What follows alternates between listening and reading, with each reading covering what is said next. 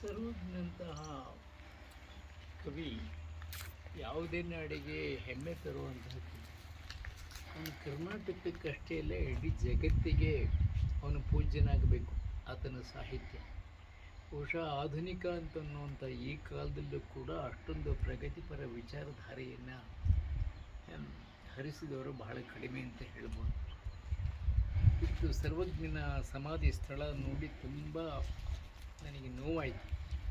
ಎಂಥ ಒಂದು ಪ್ರಾಕೃತಿಕ ಸುಂದರವಾದಂಥ ಸ್ಥಳದಲ್ಲಿದೆ, ಆದರೆ ಅದರ ಸ್ಥಿತಿ, ಅದಕ್ಕೆ ಬೇಕಾದಂಥ ಗಮನ ನಾವು ಯಾರೂ ಕೊಟ್ಟಿಲ್ವೇನೋ ಅಂತ ಅನ್ನಿಸ್ತದೆ.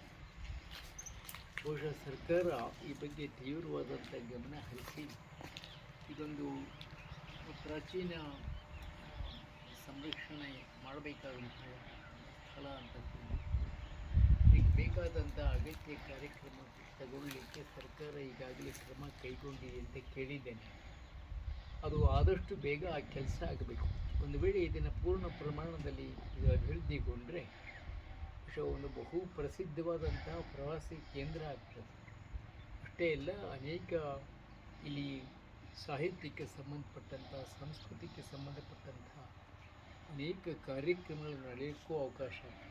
ವಾಸ್ತವವಾಗಿ ಮೈಸೂರಿನಲ್ಲಿ ಒಂದು ಆ ಸರ್ವಜ್ಞನ ಹೆಸರಿನಲ್ಲೇ ಒಂದು ಸಮುದಾಯ ಭವನ ನಿರ್ಮಾಣ ಆಗಬೇಕು. ಅಲ್ಲಿ ಎಲ್ಲರೂ ಸೇರುವಂಥ ಒಂದು ಸ್ಥಳ ಆಗಬೇಕು ಅಂತ ನನ್ನ ಆಸೆ. ಏನೇ ಇರಲಿ, ಈ ಸಂಬಂಧಪಟ್ಟ ನಾನು ಮತ್ತೆ ಸರ್ಕಾರಕ್ಕೆ ನಾನು ಮನವಿ ಮಾಡಿಕೊಳ್ತೇನೆ.